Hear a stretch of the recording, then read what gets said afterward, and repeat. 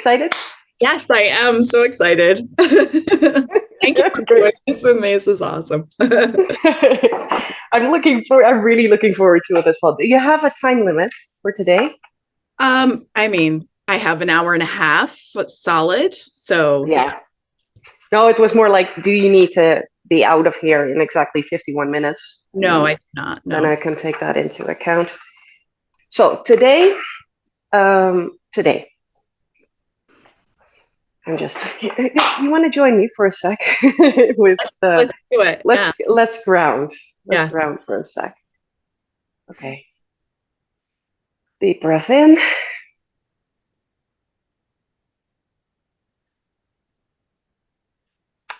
And in my grounding, besides from grounding, I always connect to the higher source and to the light. Let the light come in and let it sort of move through my spine into the earth and into the center of the earth. And then let it come back up to my feet, my knees, my hips, my belly, my heart, my throat, my third eye, and back up to the sky. Another deep breath, and then I'm ready. Yes. That always helps. Better. Yeah. Much better. Much better. Okay, so this session today is all about finding your core question. Thank you for doing the Google Doc. I read it, of course. And so I'm going to use your Google Doc. I'm not going to specifically go into it. I'm going to use it as my personal background information, and so that I have a couple of touch points. Did you, by chance, change anything in it since you sent it to me? I did not. I did what you suggested as far as like reading the questions and kind of letting them sit with them for a couple days. And then this morning I typed up what I had. I'm sure if I sat with it longer, more would come rolling through. But yeah, I haven't had time to do more than that. So, and that's perfect, because what happens with this type of work is that what comes up is always what is needed. It's always the case. Okay. At the very end, did I show you the environment in which we are going to work next time? No. Okay. So at the very end, I will show you that environment so you know what to expect next time. Okay. Which is nice, so that you already, a lot of this work, things are already set in motion, sort of, immediately.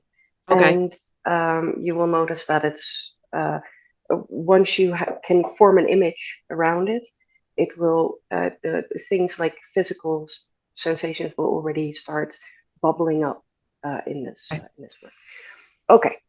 Okay, so today is about the core question. I'm going to, so the core question is a deepening of the question, what is in the way of me following my soul path?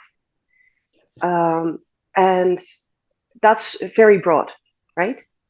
It's something that you can constellate, but if you can make it a little bit more specific, the constellation will be so much more powerful, because the more specific these things get, the more focused I can look and search for hints in the field, and a resolution can come to pass, let's say. Okay.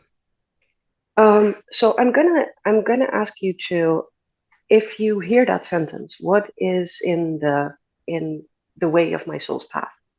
What is the first thing what is the thing that comes to mind that you think that's what I want to work on, because that's what I think my soul path is? I feel like I'm my biggest obstacle. Like that's my first impulse, for sure. I feel like that I have awareness of what my soul's path is. Like I have clarity on that. However, and I think I touched on this in my writing, like it scares me a little bit. It feels Mm-hmm. it feels like I wouldn't say it feels like a burden, but it feels like a lot of responsibility. Okay. And so that come with a great responsibility. You know, it's like with a big thing comes that, and feeling it's the conflict between feeling like stepping into that is absolutely like my calling and what I want to do, and it's important to me, and I'm doing some of that work already, and the conflict of like, but that means we had said last time, you know, this like fear of being seen, because that means that others will potentially be judging me, and you know, feeling like I'm afraid of doing something wrong, because there's a lot of responsibility. So it feels like I take my work very seriously, and so as far as level of importance, and I guess it's like elevating the importance of who I am and what I stand for, and allowing myself to be that big, you know, to Mm-hmm. be that important, like that it's okay to be like, I'm kind of used to kind of trying to keep myself small. Or at least that's a story that I have, right? That I can't be that big. I shouldn't be that big. I don't want to stand out too much. Also, because it feels dangerous. There's like a dangerous feeling to me of like being bigger. Um, Okay. so yeah. So I don't know. Does that answer your question? Like what is Um, yes. All of it answers questions, I can tell okay. you. Whatever you say, everything will answer a question, either now or what I will have. Okay. Because what I'm doing is mostly also listening to the words you use and where that makes sense for me. Okay. Um, so, okay. Um, Tell me what you think your calling is. To serve people, to help people who have certainly some level of grief, and like who are have lost a loved one, in particular, and I would say like I mean, every time I work with people who are grieving, like I feel like that's absolutely like what I'm supposed to be doing. Like it feels very like, because not everyone, also I feel like it's not something that you would even get an inkling of wanting to do if it wasn't something that was right for you to do. And I have Yeah. been called to this work since I was in my 20s, you know, working in palliative care and end of life care. And so um, coming back to it now in my 40s, feeling like it's something that I'm really good at, and I feel and I enjoy it, and I feel that I'm adding to the world and giving something to people. And yeah, I feel like that's, I mean, if I was going to be fairly specific about it, I feel like it's helping people who are grieving, you know. I think that's, and then all the things that dance around that, of course, the mental health pieces of the challenge of that, and um, people who have been lost for mental health reasons, and you know, just kind of looking at all of that. um I think when I walk into a room, I feel like that's my strength, you know, like that I like, Mm-hmm. if kids who are grieving, like to be able to hold space for parents who are trying to talk to their kids and deal with their own grief. But then, so I feel like I look at everything through that lens. So it somehow seems very important to my purpose. Yep. You know, that's how I parent, you know. Thinking about not just like loss of person, but loss of life. Yeah, like what, like things in life, loss. So like as things change, like loss of ability, um, people who have chronic pain, people who are struggling. So I feel like I look through that lens of like, well, what have they lost, and what are they searching for to you know, in the now that they've lost that. and so what can help them to restore their life after they've gone through a job loss or a home loss or Okay. a human. So, yeah. Okay. And so you do that, of course, through coaching and through the book Yes. that you are putting out there. Any other expressions that you feel that you have that with right now?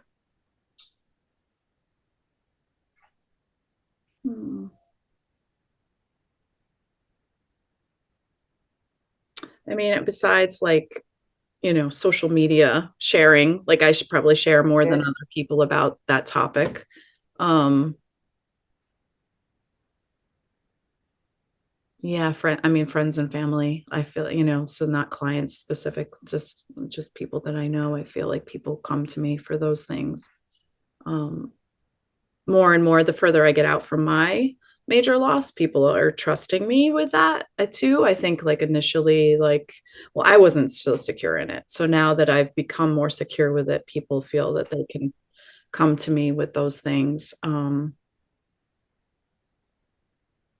Yeah, I think that's it. I can't think of other things right now, that other ways that I'm offering that. Okay. Although you did have at some point your TED talk that you are Yes. developing still Yes. Yeah. That's still, that's kind of in the air. there. Yes. Yeah, it's around.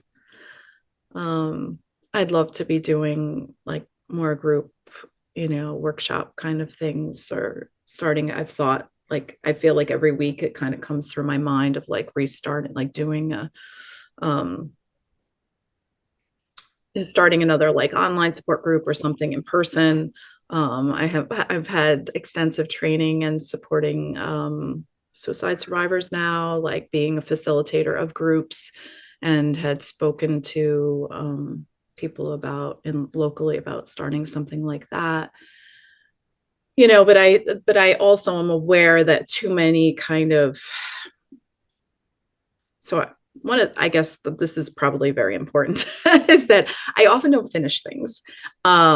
Or at least that's what I feel like I don't. So to me, if the book is important to finish, a book, Mm-hmm. like like not only do I want to finish it, like it's still very much like something that is important to me.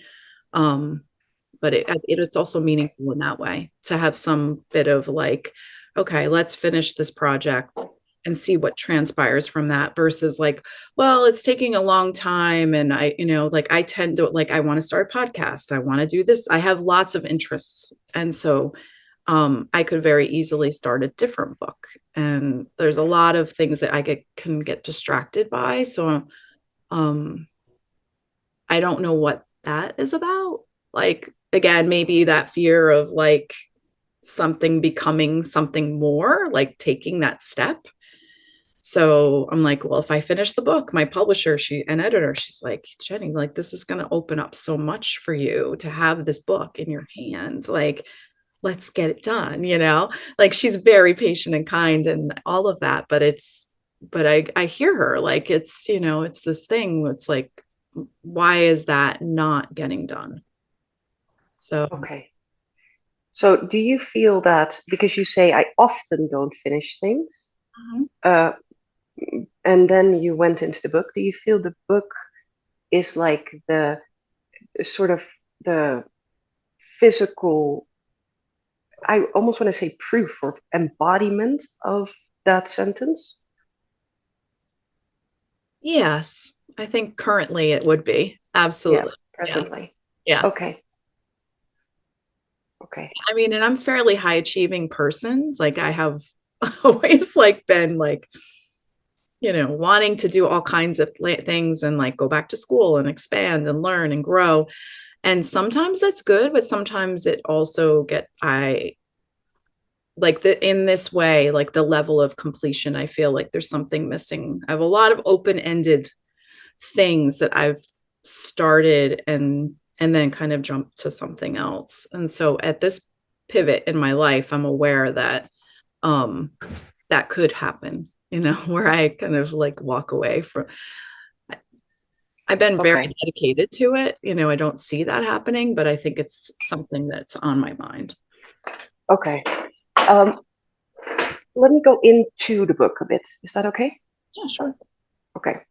Is there a specific chapter that you are hung up on, or is it in general, or is it what is it in the book that you feel is not completing? Is it the intro? Is it the outro? Is it the cover? The cover, I think, was quite easily done because of your daughter.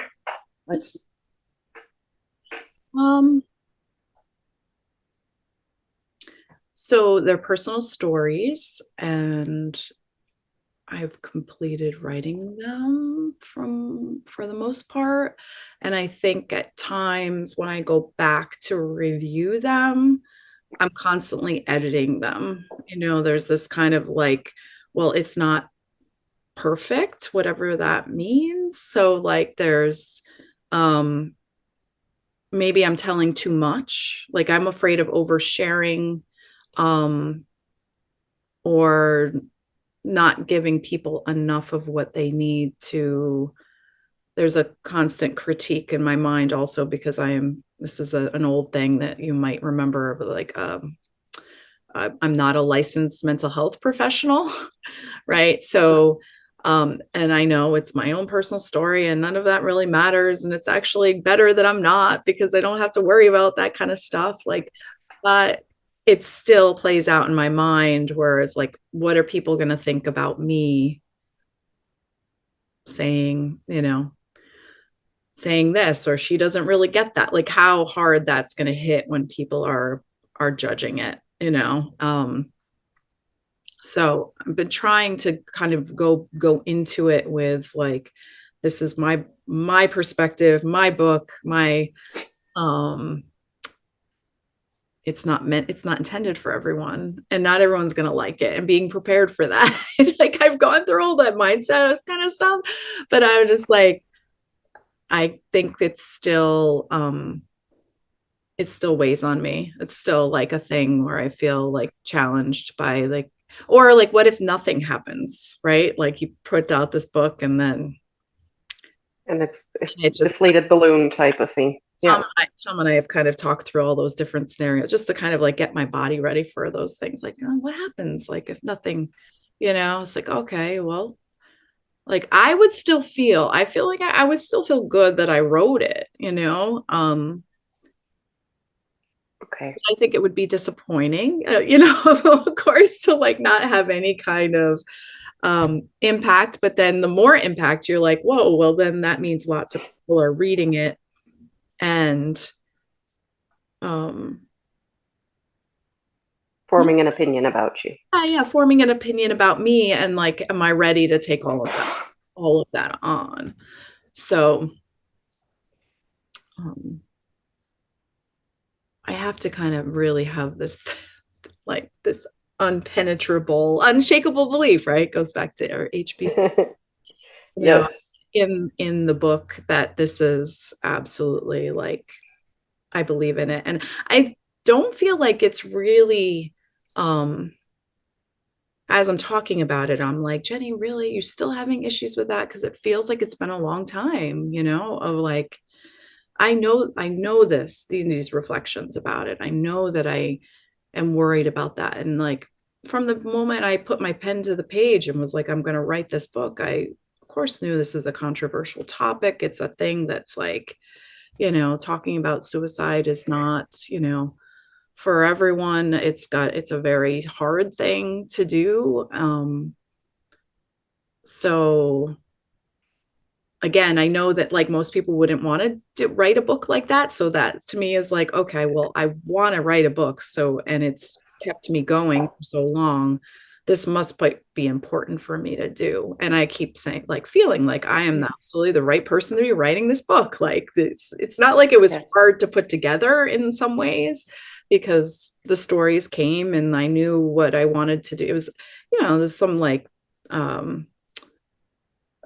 framework pieces and kind of being a first book. I think just making sure all of that is really clear. But the content, I feel like at this point, I really should feel like it's good to go. Like I should feel that way, but I don't.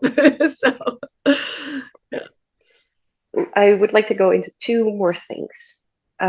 First, I'm gonna feed back to you what you told me, and I'm gonna ask you some questions about that. Okay, so the core statements that you made, I'm gonna feed those back. Not everything, of course. So there is. I have a lot of responsibility and I take my work very seriously. I cannot be that big because it's dangerous. Mm-hmm. I look at everything through a lens of loss. And this was in how you serve people. Mm-hmm. That's the part where that came up.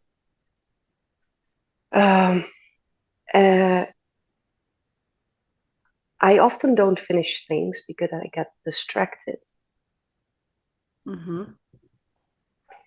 And then I'm constantly editing because it's not perfect.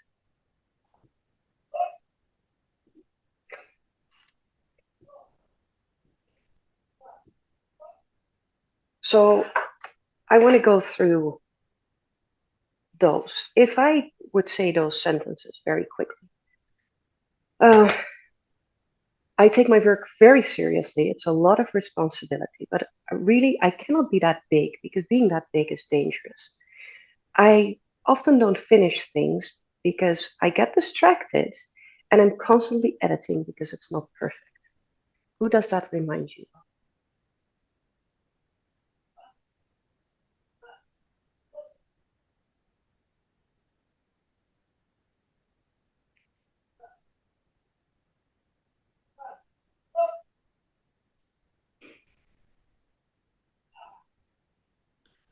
Everything except the lens of, well, loss could be. That's why I didn't mention that one. Yeah. Oh, you didn't? Okay.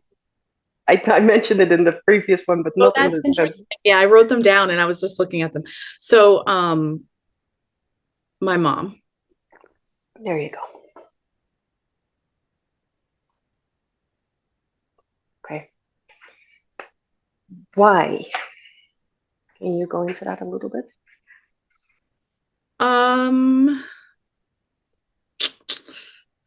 Well, I mean, this is how she lives her life. Oh, God, it's so embarrassing. Why? we are 50% of each parent. You're bound to take some things over. Oh my God. Well, these things drive me crazy about her. Like I mean, other than the focus on loss, obviously she's not. I mean, but she is very scarcity mindset. She lives in a fear of. We often say like catastrophizes things. Okay. So I definitely grew up in that kind of environment, and I've fought against that for a long time. The world is a dangerous place, like this could happen to you. Like my daughter, she would say to my daughter, like, I don't want you doing the changing your tire by the side of the road, even if you know how to do it, because it's like, that's not really safe for you. But then, yeah, she's just like, anything that she gets the alerts on her phone, like for what's happening politically, and she'll just like blurt it out in front of all of us. And we're just like, Mom, like, we don't want to like live in that, like, on guard state all the time. Yeah, she's very serious. We always joke about how we joke behind her back, like how she doesn't really know how to joke with us about things, Okay. she doesn't really get humor. When somebody's always trying he's always trying to kind of like, lighten her inside, because he's full of like, he's a joke. He likes to joke, and like, and he and I have that kind of relationship where we like joke with each other. But she's very like, she takes things out of context that like he's joking about, and like, yeah, it's a thing. Not offensive. Like he's not that kind of joker. Mhm. And she's likes things perfect. She absolutely does. She's like way more perfectionist than I am. I have kind of, I wouldn't say I've gone the other way. I used to be more perfectionist. But I think once I had kids, like I really softened. Like I have found that for me, like to really be happy, I felt like it was important to let some of that go, because it was just too much expectation on myself, too much pressure. And she puts pressure, like I feel her Mhm. pressure. So um I think that doesn't like, I don't think that it gets to me anymore. I'll say I don't think it does. Like I'm usually pretty Hmm.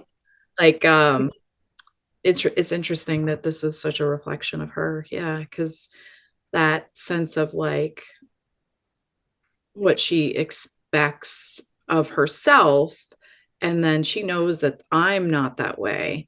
And I don't even talk to her about my book, honestly, because it's like she thinks I'm kind of crazy for writing a book like this. Like she wouldn't say that specifically, but she doesn't really get it. She doesn't really spend time with me. Like even if I was starting to tell her about it, she gets easily distracted. um Oh, there you go. Okay. I think when things get emotionally charged, this is where we're very different. Is like I want to stay with the feeling and the emotion, and like talk to someone about it and sit with them and be and understand. And like if I start to get emotionally charged by something, my mom changes the subject. She doesn't like any of it. She doesn't like any of it. So she gets very, or she can't handle it. I don't know if she doesn't like it, but she doesn't. And I've had to, like, when I tell her something that's important to me, which I've learned to hold a lot of it away from her because to protect. Hmm. Um, but when I do, I'll say, Mom, like, I need you to hear me right now. Like these are, and I tell her like the one sentence version. I don't go into a lot of detail because at least I know that she'll get that one sentence version inside of her. And then um yeah, I just like, she's loving and well intentioned, and she has a pure heart, but she's not a good listener. And she, which you'll find later. Okay. Um, so yes, mother. Then that's the side we're going to look at. Okay. Um, what can you tell me about the relationship between your mother and your grandparents, so her parents? Um, so my mom, I would say my mom and my grandma when she was alive and her mom were relatively close. Like we lived, they like side by side with my grandparents. So I grew up, my grandparents, my mom's parents on one side of a house and us on the other, a duplex. So I spent a lot of time with grandma and grandpa. And like when my mom got divorced from my dad and we moved in there, so was partially raised by them. And they did a lot of things together. They went to exercise classes, they cooked meals, they um from what I remember as a kid, they were relatively close. Um then my mom, I know that my grandmother had been a support person, yeah, certainly for my mom, but there was like um again like unhealed things where I get my mom would kind of come out and be like randomly she would say something like, you know, my mom would have like, hit me with a belt if I had done that or something like that. Like she would kind of like randomly like say something like that. And um and I was kind of I would be like kind of shocked because I didn't see my grandmother that way. Like she was never a violent person towards us. She wasn't abusive or anything. And so, but my mom would kind of like throw these things out. So like she would, when she was upset, but it was also like her not really seeing, I don't know how much she's, yeah, like really talked to anyone about that or felt, so I, I felt like I feel like the same way she handles one thing is how she handles all things is like, well, this happened and it was awful. And then she kind of like, she just keeps going, right? She just keeps having a relationship with that person and tries to keep it normal. Like, so I don't think that there was any ever a discussion between my grandmother and her about any of it. Okay. It just was something like after my grandma was gone. So my grandma had Alzheimer's the last 10 years of her life. And my mom was also heavily involved in help in caring for her. Um, my grandfather she was in a nursing home because he wasn't able to have her at home. She would forget and she'd fall and like, Okay. so she was in care and he would go see her every day. My mom would go frequently. I would go with my brother when we were younger. So, I mean, and so her dad was like he was kind of like the epitome of like distant, like when she was growing up, he would come to the dinner table, he'd be like tired and he wouldn't really talk to anyone. And he was definitely like the worker bee of the house. Um, and my grandmother worked hard as well, but just kind of traditional roles, I would say the two of them had. And so my mom was not very close with him until probably until I was born. Um, and then they became more involved in our lives.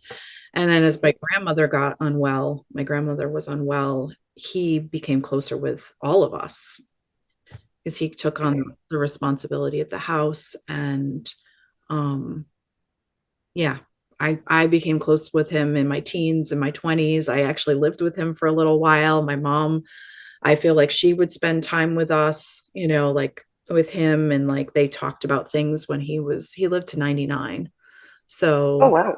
yeah.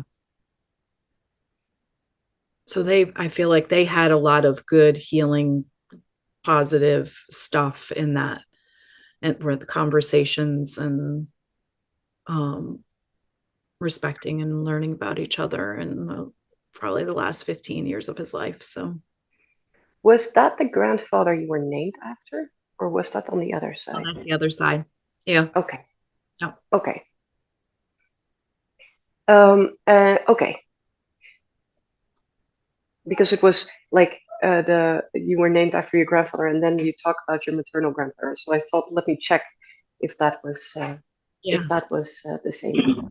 Okay. Okay. Um, People. I want to talk about people. Okay.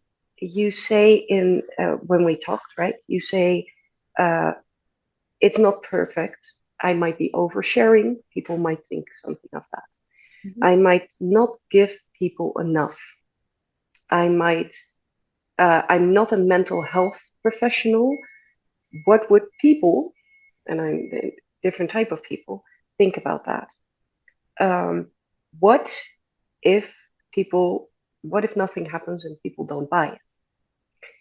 And what if I cannot handle the people that read it?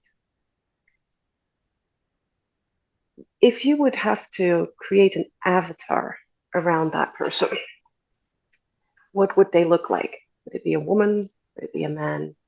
Would it be a medical professional? What would it look like?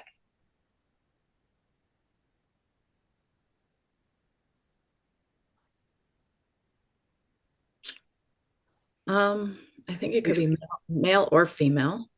Um, okay, I like in the cover, that was something that was important to me, was to have some like a almost like a ambiguous person per se, because I want it to be um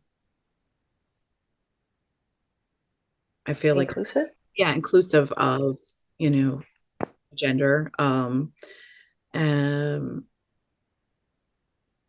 yeah, I mean, I suppose my stories are very like obviously I'm female, so my stories, and I'm also mothering in the book, like talking about the mothering experiences. So it made me more of a draw to women. Um, so yeah, professional, I or not. I'm just trying to think like,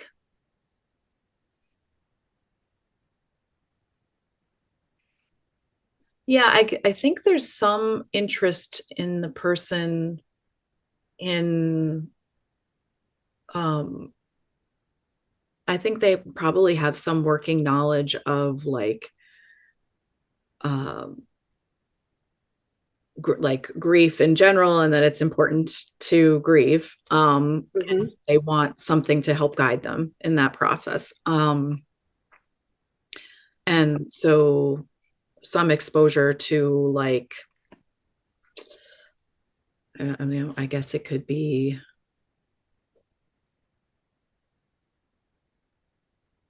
yeah, I mean, I someone who's like educated about, you know, emotions, mental health, it may be helpful for someone to have some kind of background in that, but I don't think it's necessary, you know. So because I kind of very simple, like learning about your body and how to take care of your body. There's nothing that is like speaks in a way that would be like, again, accessible to, like, I want it to be like someone I could pass them out in a homeless shelter, you know, like people are like Yeah. be able to read it and say like, um you know, that they would be able to understand and read and be able to take in whatever I'm reading, I'm sharing. It's not an academic style book. It doesn't have to go into academia or like be some, Yeah. yeah. I'm not writing that kind of book. It's much more for the like the lay person, the average person, but with some interest in helping them their heart heal, you know. Okay. And so you're writing it for that type of person, but the perfectionism comes more from authority figures. I kind of feel like you're making a split there. Like I'm writing it for the lay person, Yeah. but I'm kind of a little bit afraid of the authorities in the field, the Yeah. judgment of the authorities in the field. True. Yeah. Okay. I think because there's so much um there's a lot of gatekeeping in Oh, right. Yeah. and so, and I'm constantly feeling like I'm not constantly anymore, but I, you know, for a long time, and then I was like trying to pursue my license again recently, and it's just it's impossible without going back to school for another degree. But having the education of someone who is a clinical person but not having the license to practice, and being around a lot of people who are who are in the clinical field, um, and wanting to be respected by them. You know, it's like there is a piece of me that wants to have that level of respect by the people that I work with, even though, or that I'm around, that, you know, that I respect them and the work that they're doing. And I guess, yeah, like a sense of um validity, or just like like knowledge, or feeling like there's something that I'm offering that, um so if it's for like I want it to be accessible to all. Yeah, it's interesting. I'm not sure how to explain that, I guess. Just That's all right. not trying to This gave me a lot. is it trying to prove, I don't know if I'm trying to prove myself to them. Maybe that's where the Mhm. perfectionism comes from, like, oh, I know a lot. It's like, you wait till you see, you know. I don't really have that kind of attitude about it. I think that there's like, um but it's maybe feeling insignificant because I don't have that stamp of like, Mhm. Whereas if I know if I had LCSW or LMFT or something on there as my initials, that gives a lot of credibility. People automatically want to hear what you have to say, in a lot of cases. And Okay. Is there on your mother's side of the family, was there a doctor or somebody that worked with doctors that was very scientific, that it's something like that, or an authority figure? um, can't think of any doctors in our family. Maybe I don't know, somebody that was in the government or in a board of some kind.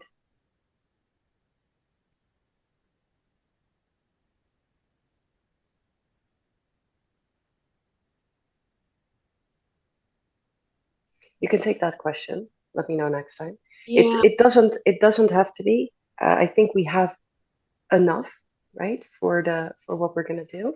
Okay. Definitely. I was just thinking maybe there's something even more specific that we can pinpoint, but we are already, well, with what I know, we are already very specific, and Okay. so we know exactly uh, where to find it, basically. Yeah. So take that away and let me know next time if there was. We know even more specific where to look for. If not, we might not even reach that level, even if we know. So Okay. I mean, I feel like the only thing I could think of quickly is that both my parents went to Ivy League. They went to Cornell, and I did not, right? So there's that, like, they weren't like an authority, but they definitely had extreme high levels of education, um, mhm. quality education, neither one of them. My dad's a farmer, my mom was a teacher. Like, they didn't end up in professions that were like higher class kind of professions, doctor, lawyer, research, but they definitely have education like that. So uh, there was a time when I felt very disappointed in myself for not achieving that. Um, Okay. Okay. More Thank you for sharing. unfinished business, right? Like, this is a lot of like, so I applied to college and I got sick while I was at college. I had a chronic health condition, so I had to withdraw. And then I changed schools. I changed schools like 3 times. So like college and was supposed to be like, I was so excited for college, and I was like, oh, it's gonna be this great experience. And I ended up living at home. I did finish. I got my degree, and then I got a master's degree. But yeah, it wasn't what I expected. So like a weird path. Okay. I think I have enough Okay. for today. Um, okay. So this is the field. This is the field we're going to connect on. Um, and in what we're going to do is we're going to put components of the story that you just shared. We're going to put them in the field. So the book, obviously, which is like the materialization of your soul's path, or at least of the next step on it, as you feel it. Um, so we're going to put you in the field, and then you're going to connect to that avatar as if you are there. And you will find that, and let me show you the library. So there's all kinds of children up to the baby, then young adults, young adults, young adults, and then they get older, um, more older adults until we have seniors. Okay. So these people, they seem to have a posture. They don't really. For example, well, I dropped this lady here. Sorry, Mhm. this lady. Um, you can change their clothes, the hair, the their posture. They can hug. They can sit. They can lay down. They can do anything. And so what we will do is with this, we will start externalizing basically your inner world and the influences that you are having on every kind of level, on a soul level, on a and you will find that you will get physical reactions, and physical reactions can be I get goosebumps. Physical reactions can also be I get a little bit of a headache, or I suddenly feel like somebody is grabbing my wrist, things like that. Mm-hmm. Um, and so you can get those responses. You can get sudden emotions like a burst of, I don't know, anger, laughter, sadness, whatever it is that comes out. You can get memories that suddenly start popping up when you move around. And the funny thing is, there's, for example, also animals. And let me get for a second a rhino. Mm. Now, quite a big animal. Um, if you would be connected to this lady, and I would suddenly move her very close, you would get like a, you know how you can go over on the road, you can go over a bump and you get sort of like a butterfly sensation. You can get those types of sensations because suddenly things are very close. So your body literally responds to what it sees. And since you are connected to the avatar, you personally respond to what the avatar is experiencing. Interesting. Okay. It's super. It's super. And so this is what we will use for next week. Okay. So Very cool. let me empty it and then stop sharing. Um, you okay? Yeah. Yeah. Okay. Okay. For next week. So try to figure out if there was a doctor, medical, highly educated, which in fact you already kind of answered that Mm. both your parents were, which gives us another hint to where it is. Um, check on that. Also, I really recommend you to write 3 things down and send them to me of what today brought you. Because I will get back to that next time. What 3 things did you most remember or were most surprising, impressive, brought up the most for you from the last time that we spoke? Okay. I will get back to those. And then, because that's how we start. So next time, we're going to Okay. start an interview. It's going to be about 10 minutes. Then we're getting into the field that will be about 30 to 40 minutes. And then we have another 10 minutes of closure. Um, take an hour and a half anyway, just in case. Because if we're at a certain point in the constellation, I don't want to stop it. Right. So take a little bit more time. But we did, right? We put it in the calendars as an hour and 15, I think. Hmm. And so we will start the next time with me asking you, so tell me what are the 3 things that you can share with me about the last time that we spoke, about today. And based on what directions you go into, I can tie it even more into what we're going to do on the field. Okay. So don't overthink that because, like I said in the very beginning, you said, I'm not sure if I'm asking your questions. You're always asking my questions because you're Okay. giving me exactly what I need. Yes. So, Okay. Yeah. So maybe I'll just do my quick things now. So while it's fresh, just like quick kind yeah, of pullaways and then, yeah. Okay. Sounds good. okay, All right. cool. Well, yeah. Thank you so much, Carolina. I'm very excited. We have a great direction. So Okay. I'm yes, It feels excited. really messy to me, so I'm glad you feel that way. Absolutely not. And mess is a good thing. Yeah. Uh, remember that's and I think you know this, but I'm gonna say it anyway. Remember that the moment it feels messy and confusing is when the brain cannot tap into previous experiences. Yes. Yes, we want that. It's actually Exactly. That's what we're aiming for. Perfect. All right. Okay. Sounds good. I'll see you Monday then. See you Monday. Take Okay.